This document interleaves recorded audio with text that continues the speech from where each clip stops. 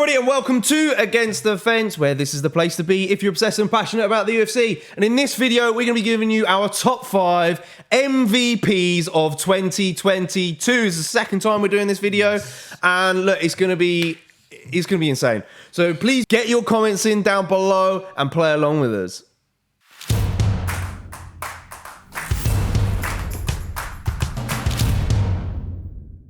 Don't forget to hit the like on the video and hit the subscribe button if you haven't done so already. Let's get kicked off then. Who are we picking in at number 5? This was hard. Are we getting straight into it? I mean, first and foremost, a couple of comments on the year. Because it was a hell of a year. We had some pretty insane fights across the year. And just for those of you guys who haven't seen this yet already, the whole idea of the MVP video is you got to pick the fighters you value the most, but not necessarily the fighters you think are going to be champion next year.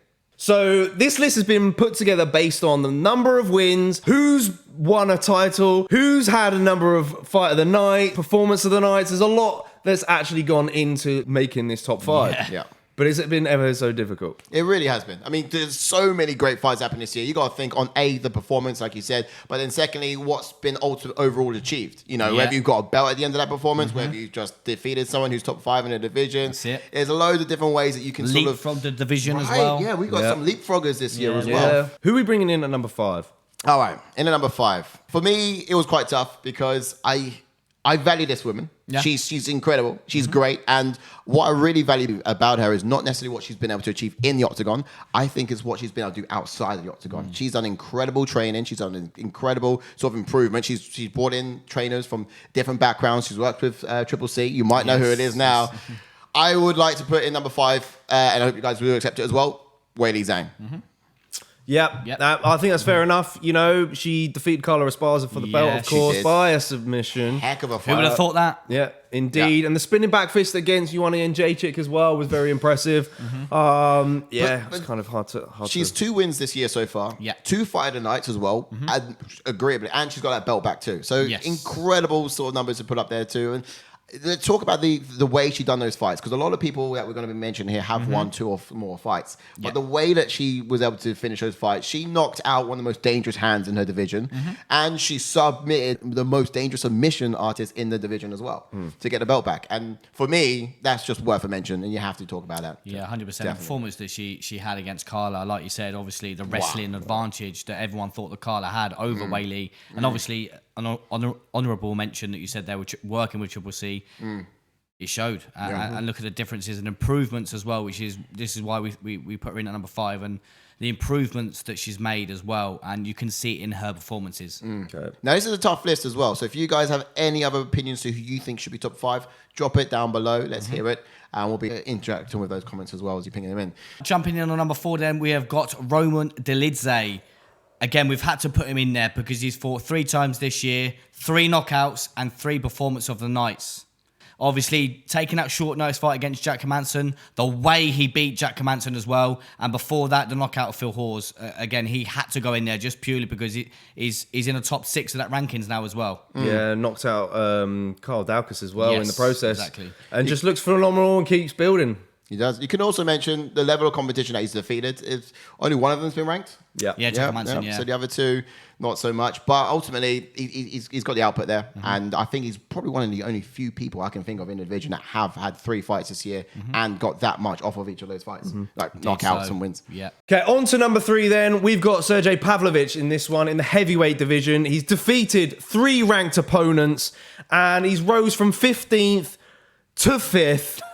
And he's had 3 wins and 2 performance of the night bonuses, 3 knockouts as well. Yeah, it's just insane. The rise that he's had, obviously, like you said, the 3 knockouts, knocking out Ty and knocking out the knockout king in Derek Lewis. I think that's it, isn't it? Because you got someone like Roman Dolidze who just before with like 3-3-3. You got someone like Pavlovich who's coming in with 3 wins this year, but also all of his fights were ranked fighters as well. So that's just insane. And the rise that you mentioned from 15th.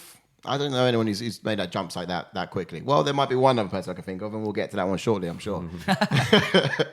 All right, so next up we'll go to number 2. Okay, so in at number 2, we had to put in this place Islam Makhachev. Now, I had some difficulties agreeing with this. I did.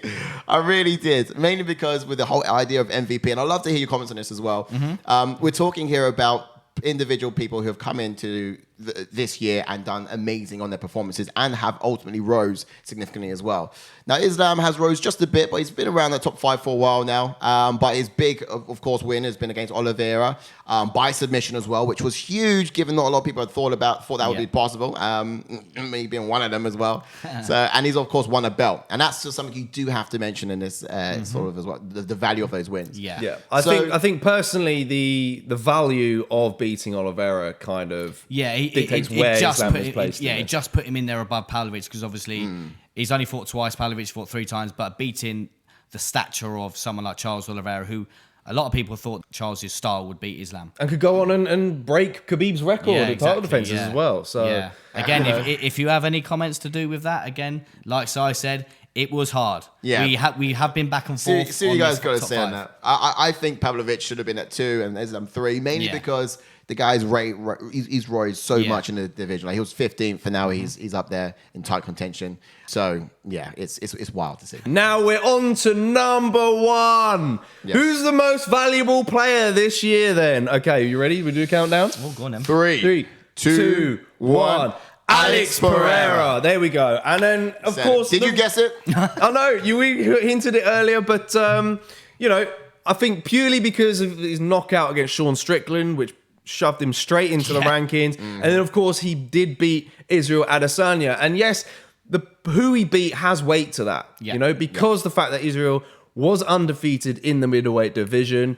It's a big had to go in there. Big accomplishment, isn't it? It's a huge accomplishment. It is. And also, he was nowhere on the scene. Yeah, he wasn't even ranked on the before scene at the beginning of the year. Strickland, Because we sat down and did the fights to watch or the champions. And whilst we said he's one to watch, we didn't foresee him being able to jump that far up the table. And he's done a fantastic, phenomenal job rising that quickly. Cool. There's the list then, guys. There's our top 5. If you agree, smash a like on the video, or even smash a like on the video if you think it was a good effort. If you don't think it's a good effort, please let us know in the comment section below. Give us your top 5. It's going to be interesting to see what you guys have got to say about this. Some honourable mentions? Yeah, some honourable mentions, of course. Because obviously it was so hard. Wow. Yes. Wow. We missed out a lot of people that we could have easily had in there. Yep. We could have had, for example, Aljamain Sterling. We went back and forth. Do we put Aljamain Sterling in there because he was getting bombarded with hate at the start of the year because of the Peter Yan performance and the theatrics that went along in there in their first fight. But he came back and he beat Peter Yan and then beat the former champion in TJ. And then beat arguably people's bantamweight GOAT in TJ. And arguably he was compromised with that shoulder, but even still beating someone of the stature of TJ. Yeah, has to get a mention. Yes, and we even had Jamal Hill in there as well, one of the nominees. He got 2 wins, 1 fight of the night, and of course 1 performance of the night as well. And most of his wins have just been by knockout. Yeah. So the guy's been doing some exciting things. He could be an MVP for next year. He could be. Yeah, could be. Yeah, keep an eye out on this guy for sure. Other mentions, I guess, Hamzat Chimaev. It'd be hard to do a video without mentioning his name. I know. We mentioned him twice, I think, last year. But personally, I think, fight of the year candidate against Gilbert Burns could have easily, you made that argument. But he's not really had the biggest of jumps. I was expecting him to maybe fight for a belt this year, but it didn't really materialise. The fact that he had to take that fight against Kevin Holland as well, the backlash leading up to the fight against Diaz. It's just... Exactly. I don't think you should have taken that. He could have played his card a little bit differently, a little bit better, I think. Then you got Marlon Vera, of course. Yes, obviously. Marlon Vera is doing some dangerous things in the bantamweight division. Obviously, knocking out Dominic Cruz. That was one of his most just beautiful wins. Dangerous guy, and he's going to do some impressive things next year. And then you got to mention Alex Volkanovski again, defending his belt twice, beating Max, and then beating Korean Zombie. Yep. Yeah. I mean, I think the reason why I didn't put him in there is because he'd beaten Max again, I guess. Really. And then arguably beating someone that wasn't technically a challenger, really, because the Korean Zombie was stepping in, wasn't he? Because he was a little bit further down in the rankings compared to a lot of other featherweights. See, this is why I had a problem about putting Islam Makhachev in too. This is why I had a problem, because he had to fight against Bobby Green as well, and that wasn't supposed to happen. And he needed to fight Beneil Dariush in order to take the belt, but he took the belt. He got the belt because, but it was gifted. It was gifted to him. It wasn't his. It wasn't his. He didn't earn it. It was gifted to him largely because if Charles Oliveira didn't miss by 0.5 on the scales and didn't actually hold the belt, he would have had a bit more sway in saying, that Makhachev needs to actually earn it by But then he fighting went out there first. and subbed So, yeah. Charles Oliveira. So He that's did. why we've got him in there. But At the end of the day- again, if you have any other thoughts about the top 5 or who we're mentioning, Yep. you think that they should be in there, put it in the comments. 100%. Absolutely. Love to hear Play it. along with us. All right, guys, that's our top 5 MVPs. Thanks a lot for watching. We'll see you in the next one. Absolutely. Ciao, Peace ciao. out. Bye-bye.